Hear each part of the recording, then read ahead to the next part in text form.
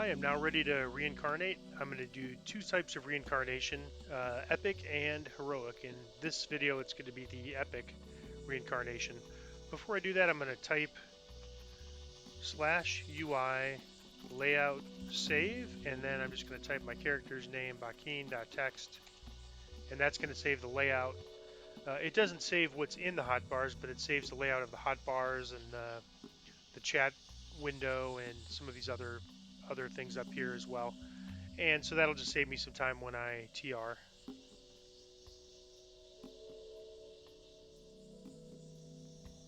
The other thing I'm noting is I have 16,000 plat. I'm leaving some in here intentionally, and I want to see at what point I lose it and it goes down to 1250. I think it's when I heroic TR, but I want to see if it happens when I epic TR, just so everybody's aware of it.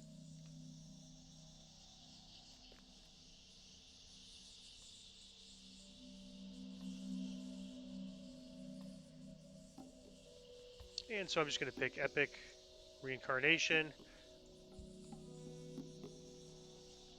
I really had to debate here between primal and martial, but I think I was going to stick with my original plan and go with primal. That'll give me +2 attack per stack. If I choose ancient power, +2 attack per stack and +2 damage since I'm a two-handed fighter. The other thing I was seriously considering under martial is tactics. That would give me +2 DC to my tactics, and that's important because for my dire charge at level 30. Not such a big deal before that, but it would help my trip a little bit. The secondary benefit is it gives me +2 AC and +1 AC per 10 character levels, whereas the primal gives me +4 hit points at level 1 and then another, or +3 hit points at level 1 and another 4 per 10 character levels up to 15 at level 30. So I'm going to go ahead and go with this ancient power, and then I just drag my epic heart over to this spot, and it makes sure it tells me if my prerequisites are met. In this case, everything is met, and it tells me what my rewards are going to be. And then I just have to type my character's name in for confirmation, and I'm now ready to reincarnate. So what I always do before I reincarnate is I remove all my gear. The reincarnate's going to do that. This lets me kind of choose where it goes. And I had heard from a player at one point, a veteran player, that if you remove all your gear when you TR, you're less likely to have problems. And so I've just always done that. I don't know if it's true or not, but you know, when I get advice like that by somebody that I respect, I tend to just take it. You know, unless I'm not able to. But in this case, I'm able to do that. So now I'm going to log out. And normally here I'd recommend quitting all the way out of the game and coming back in, but because of the way my video recording software works, it's kind of a pain. I'm going to do it from here. Generally, it's just very safe to exit all the way out and come back in whenever you do a reincarnation. There have been reported problems with people losing past lives, etc. You can get it resolved with a ticket, but it could take weeks for that to happen. So that's why it's always best to exit all the way out. But since I don't really have any past lives yet, I feel pretty confident that this will work. All right, this takes you back to level 1, and a couple of school of thoughts here. One is you can't change your class, but you can change every, look, etc. One school of thought here is my guildie Chronivere calls it the alphabet build. He just basically takes feats and skills in alphabetical order and takes a minimal intelligence to make this process as quick as possible. The other thing is just go back and build your character back up the way it was, and the advantage of doing that is that you kind of really get to learn what your character construction is and what to do. So I'm going to go ahead and do the full uh, build, even though it takes a little bit longer. And if you're not familiar with that, you can just kind of pull that up on the wiki or on the forums. You can pull up the build as a reference for what to do, but it's pretty straightforward. So I'm going to go specialist, rogue. It's going to pre-select my race and class for me. Then I'm just going to reference my stats on the forums, which I basically remember, but I want to make sure I get it right so I'm not confusing anybody.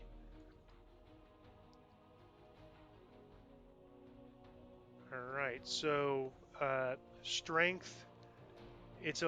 This is going to be a little bit different because I earned some 32-point build, but we'll match what's in the respec video. So int 14, charisma 14, strength 16, and then wisdom of, or 15, and then wisdom of 14.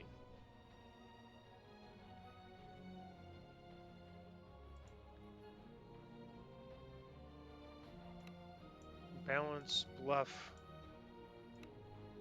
disable, haggle, jump, open lock, search, spot, 2 to tumble, 4 to use magic device, and then for my last remaining points, I put 2 to concentration and 2 to heal.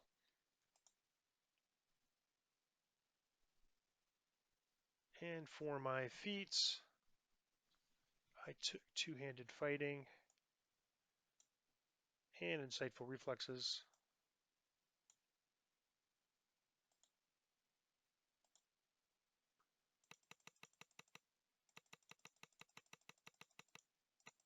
And again, you don't really have to worry. We're going to go right back to level 1, so you don't really need to worry about getting things perfect, but I'm just going to go ahead and get back to the way my character was, so I have everything set the way it was before.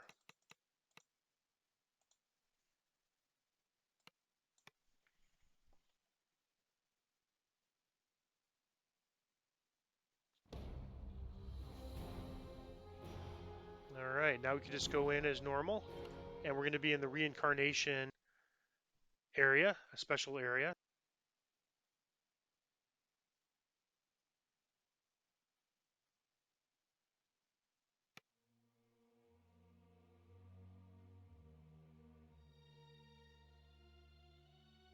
And we'll just approach the Life Shaper and then finish leveling up.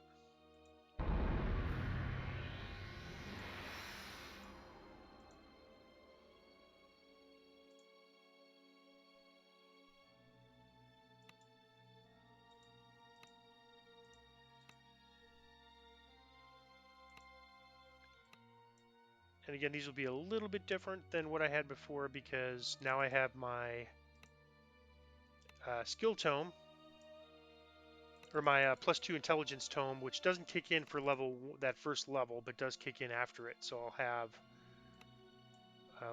1 extra point to spend.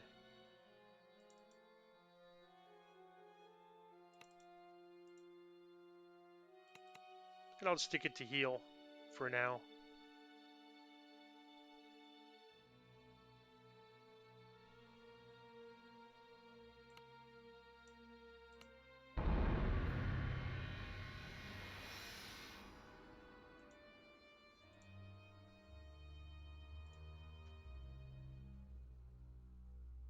Once I get to my Paladin levels, it becomes a little bit easier because I'm going to put all my points to disable, search, and spot. And for Paladin feats, or for, there we go, follower feats, I originally took Follower of Orion, and that was that the reason I did that is because it would give me a better damage with quarterstaff. And so after going through the life, next life I'm going to do Follower of the Sovereign Host. And so the reason I'm going to do Follower of the Sovereign Host is it comes with an ability at Paladin level 6, I believe, that gives me a clicky that restores my hit points to full, and that works even when you are impacted by a Plague Reaper. And so Plague Reapers were probably my number one nemesis this life, and so I'm going to go Follower of the Sovereign Host, and I would even recommend that for doing the build from scratch at level 1 to deal with Reapers.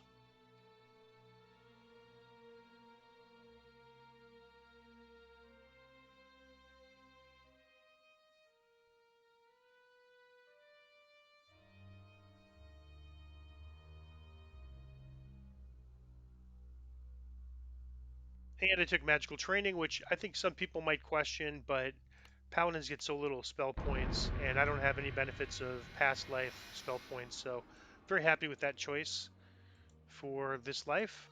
In a few lives, I might switch that up, but I'll probably continue it for the next few lives. All right, so now we're able to level up strength as we reach level 4, and again, all the points just go to disable, search, and spot.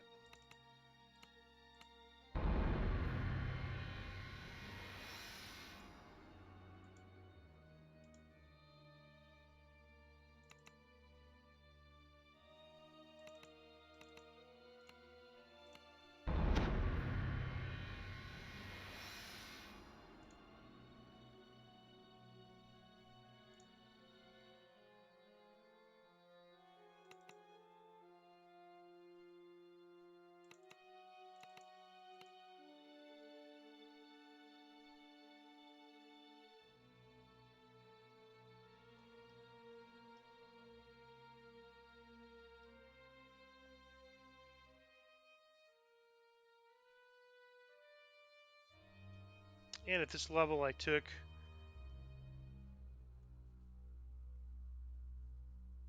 Empower Healing.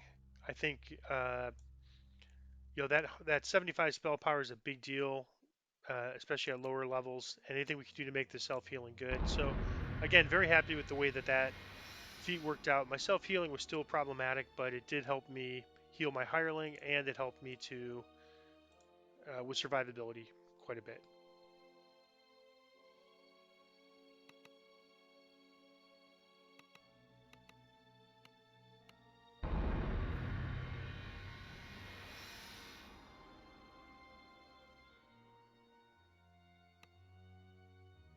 Again, all the level ups went to strength.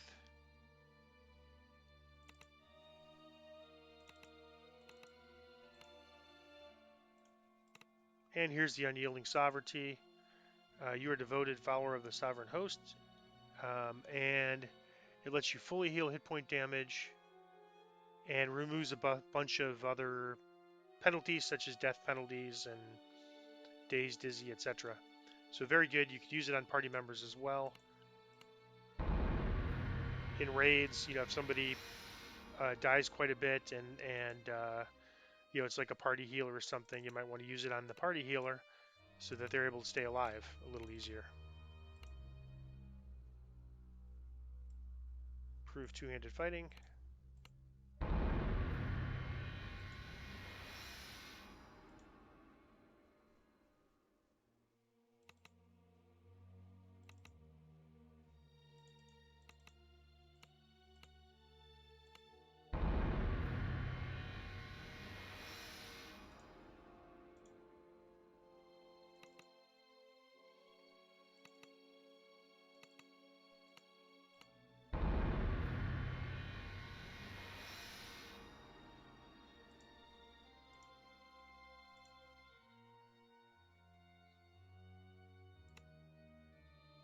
Level up's going to strength. And again, just every level disable, search, and spot the key trapping skills. Let me just check. I believe I may have taken improved critical here. I'm just double checking. Pretty sure that's what I would take.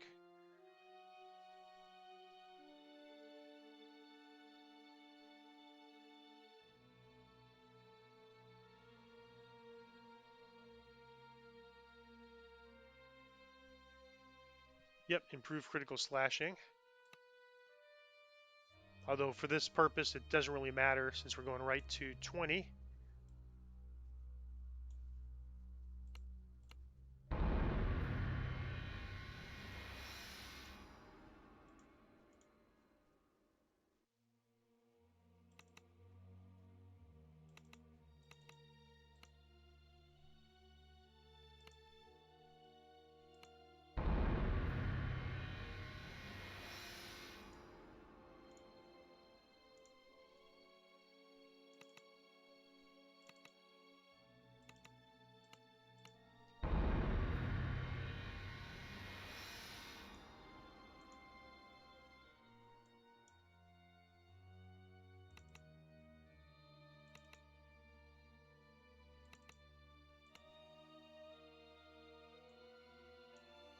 And greater two-handed fighting.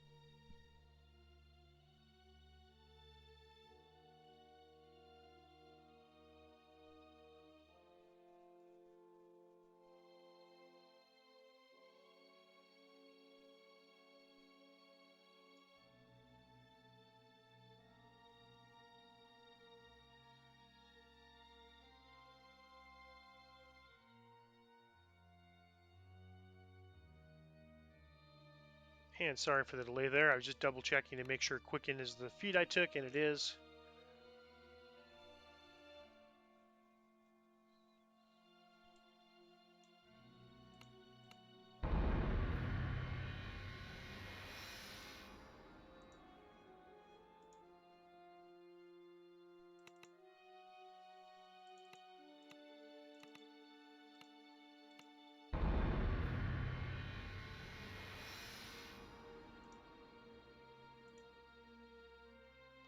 And level up to strength for level 20.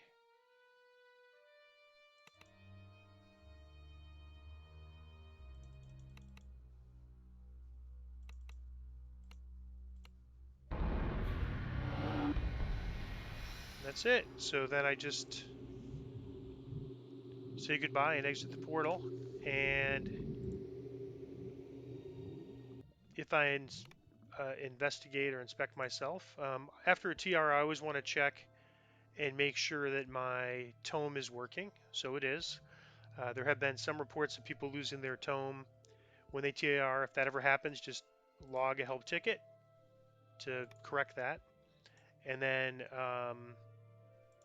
under feats, you want to make sure that you have the epic past life feat. So this was currently not there, was previously not there. I didn't have any past lives. Now I have a past life, ancient power that gives me the +2 attack and damage and the extra hit points.